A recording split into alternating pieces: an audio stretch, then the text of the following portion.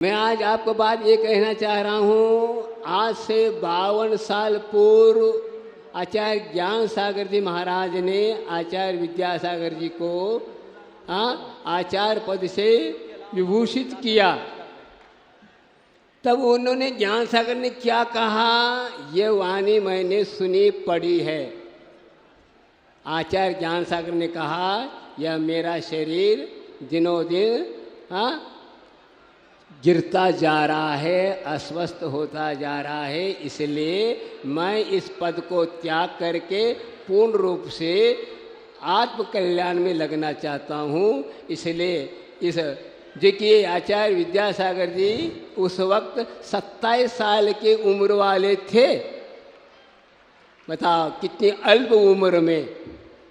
तो उन्होंने इस महाभार को अंगीकार किया। देखिए उन्होंने केवल गुरु का सानिध्य 5 साल प्राप्त किया, तो इतना 56 साल तक इन्होंने ऐसी धर्म प्रभावना, ऐसी धर्म वर्षा करी, जो आज यह रतन बाहर आ गए। देखनी बात है। तो उस वक्त आचार्य विद्यासागर ने क्या कहा था, वो बात को आपको अवगत कराना चाहता हूँ। उस वक्त ये कहा, मैं इस पद के लायक ही हूँ, मुझमें यह कोई योग्यता ही है। यह लोकेशन के लिए नहीं, ख्याति लाभ पूजा के लिए नहीं, इसकी मैं चाहती न है न रहेगी। फिर भी यह पद को सुनने की बात है, ध्यान देने की बात है। उन्होंने कहा, इस पद को कर्म का फल मान करके स्वीकार कर रहा हूँ। बताइए क्या बात है। हर व्यक्ति आज जो है पद की इच्छा रखता है। पद पर आचार्य कहते हैं, पद पर जो मिलते हैं वो पद पर आपद है, ऐसा एक जगह लिखा। लेकिन ये पद जो है क्या है, यह मोक्ष मार्ग को प्रशस्त करने के लिए आचार्य पद दिया जाता है। अब देखिए मैं आपसे पूछना चाहता हूँ, इस संसार में कई प्रकार के आचार्य हैं, उनमें से कौन से आचार्य पद को आप विभूषित करना चाहते हैं। विभूषित हुए थे आचार्य विद्यासागर जी, सिद्धांताचार्य, व्याकरणाचार्य, न्यायाचार्य, दर्शनाचार्य, प्रतिष्ठाचार्य, योगाचार्य और आयुर्वेदाचार्य। इन आचार्यों में और भी आचार्य होंगे। फिर ये कौन से आचार्य होंगे। आचार्य विद्यासागर कौन थे ये मालूम नहीं आप लोगों को। ये आप लोगों को अवगत कराना चाहता हूँ कि कौन से आचार्य थे। ये जो हमने आचार्य की जो गिनती लगाई, इनमें से कोई भी आचार्य पूजनीय नहीं है। ये जो है मोक्ष मार्ग के प्रशस्तक हो ही न सकते। फिर कौन हो सकते हैं, कौन से आचार्य होते हैं। तो यही है कि चारित्राचार्य, जो है मोक्ष मार्ग में प्रशस्त करने वाला, भव जीवों को तारने वाला, वह है आचार्य। वह आचार्य की परिभाषा भी देखिए, जय जीवा जीव स्वयं पये अपये जीवो जीव समा अप आइरिया अपम परम च जीव ही। प्राकृत में आचार्य महाराज की परिभाषा बताया है, जैसे दीपक होता है, वह दीपक एक दीपक के द्वारा अनेकों दीपक जल जाते हैं और अंधकार को नाश करते हैं। इसी प्रकार आचार्य दीपक की भांति होते हैं। और ऐसे हम लोगों को दीपक एक हाइको है, बुझे हुए दीपक को दीपायन किया, उन्हें वे जयवंत हो। तो क्या अर्थ हुआ, हम लोग बुझे हुए दीपक थे, उन्होंने जला दिया और हमें अवगत कराया, तुम कौन हो, तुम्हारा स्वभाव क्या, ये ज्ञात कराया है। ते ऐसे आचार्य जो कि हमें मिले और आप लोगों को सौभाग्य है अभी अभी वे समाधिस्थ हुए। देखिए मैं कहाँ था, महाराष्ट्र के किसी कोने में था, कम से कम भी 600 साल ऊपर ही था, लेकिन आचार्य महाराज का पुण्य ने मुझे खींचा तो 16 जनवरी से लेकर के फरवरी 3 को मैं पहुंच चुका। 18 दिनों में मैं पहुंच गया।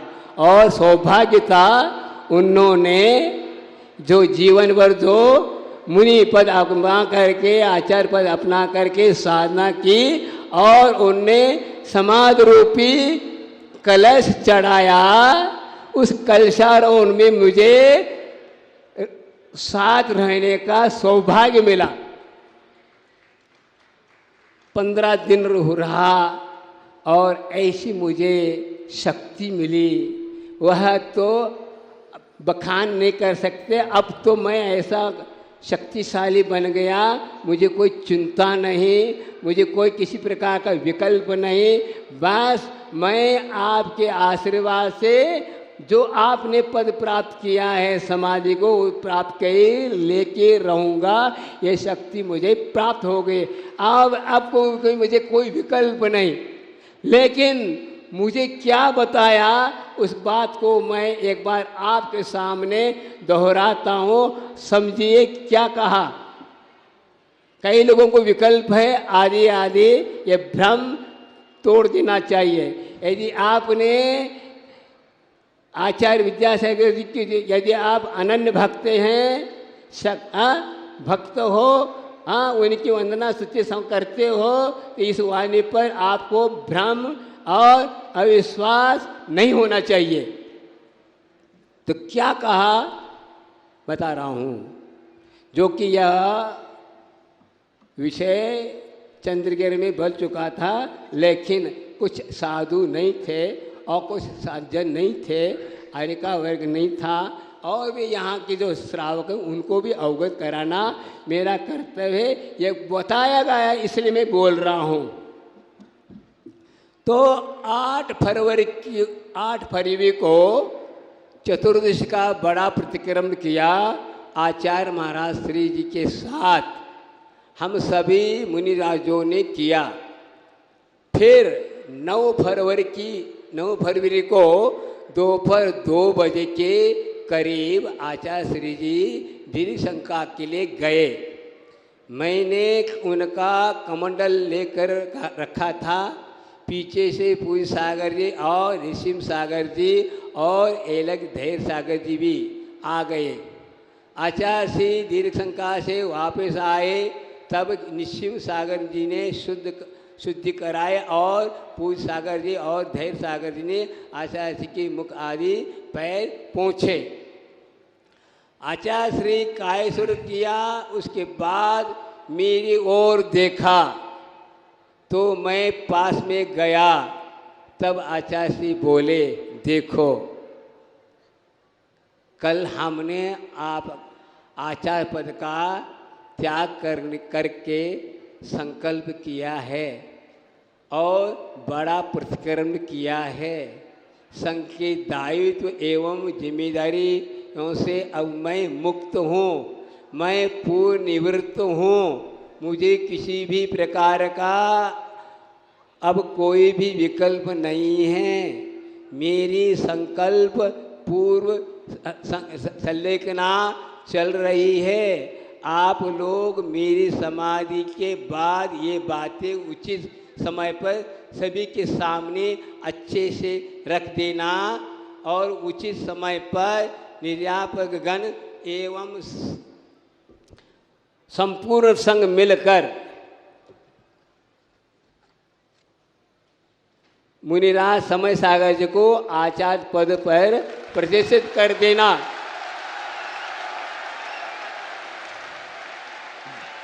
सुने बस बहुत हो गया, टाइम नहीं है अब।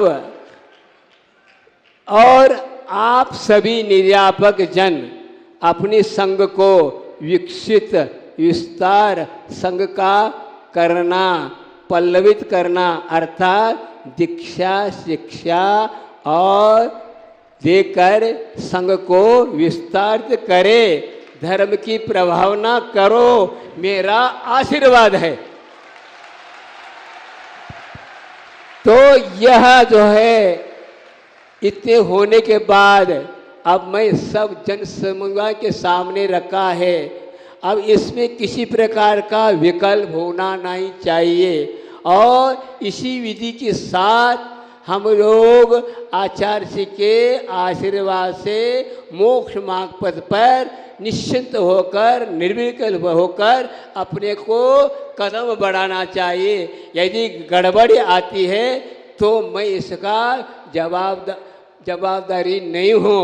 और मैं तो इस विषय में भी और मैं कहना चाहता हूँ, सब कुछ अवगत हो जाए।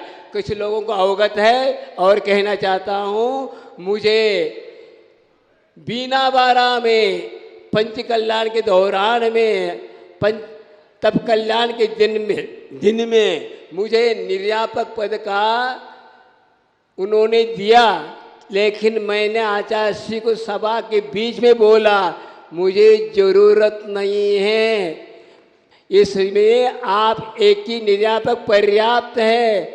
लेकिन क्या कहा आचार्य ने, मुझे मालूम है आप आज अंदर जाओ, काम अपने करो, मैं अपना काम करता हूं।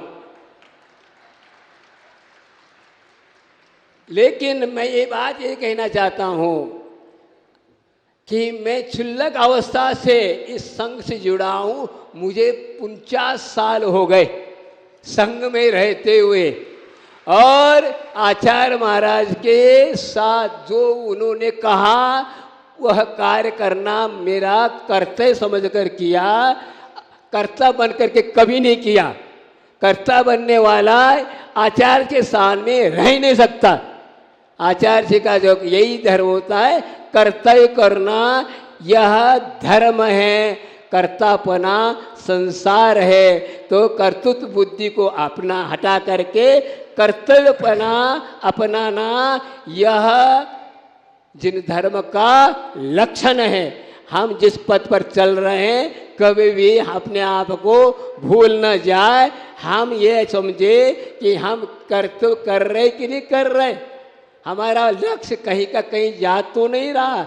हमने तो आचार्य जी को, हमारा इतना सौभाग्य था, मेरा अंत में 15 दिन मिला मेरे दो जिंदगी में। अब ऐसा पुण्यार्जन करने का अवसर अब नहीं आ सकता, ऐसे बढ़ करके अब मुझे कोई उपलब्धि नहीं है। मैं तो निश्चित हो चुका हूँ, मुझे भले ही कहा संघ को विस्तारित करो, शिक्षा दीक्षा दो। मैंने ये भी कहा, जिस वक्त मैं हिंगोल में छात्रावास कर रहा था उस वक्त 3 ब्रह्मचारियों को भेजा। तो मैंने कहा आचार्य महाराज मेरा ये कार्य नहीं है, अभी तो करते आ रहे समझ सागर जी को पहुँचा दीजिए। तब आचार्य ने कहा नहीं, आपको भी करना है, संचालित करना है, विस्तारित करना है, आपको भी परोसना है। बताइए अब क्या करूं मैं। इसके बाद 3 को संभाला और उसके बाद शिवपुर में और 6 महाराजों को भेजा। मेरे साथ 10 क्षुल्लक जी हैं।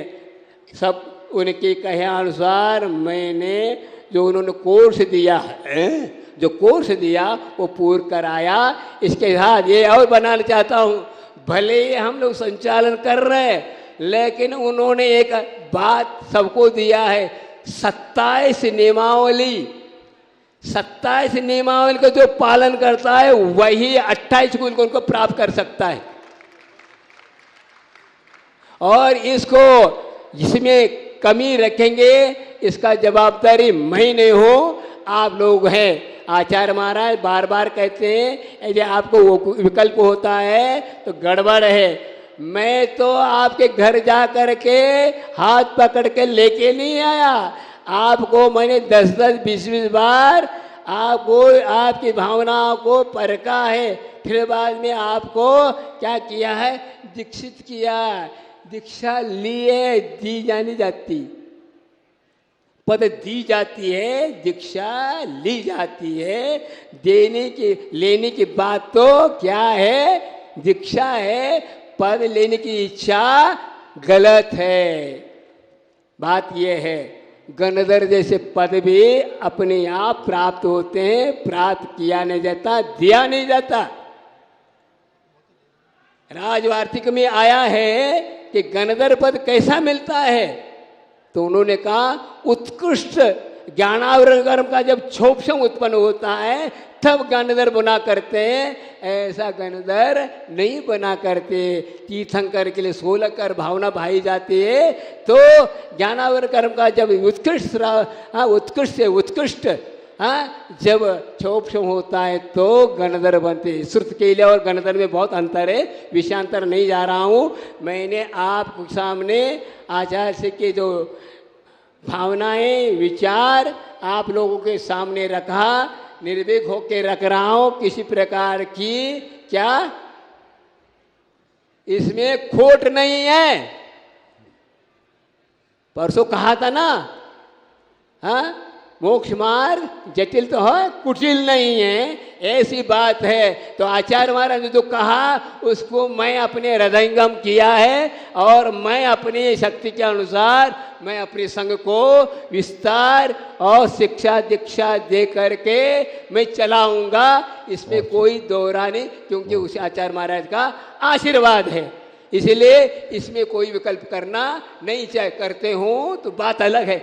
ये एक और बात कहना चाहता हूँ कि संयमी के बीच में असंयमी कभी भी इंटरफेयर नहीं करना चाहिए, कभी भी उसमें हस्तक्षेप नहीं करना चाहिए। यही आचार्य महाराज बार बार करते हैं। यदि असंयम की बातों में आता है तो वह कभी भी संयम मार्ग पर चल नहीं सकता।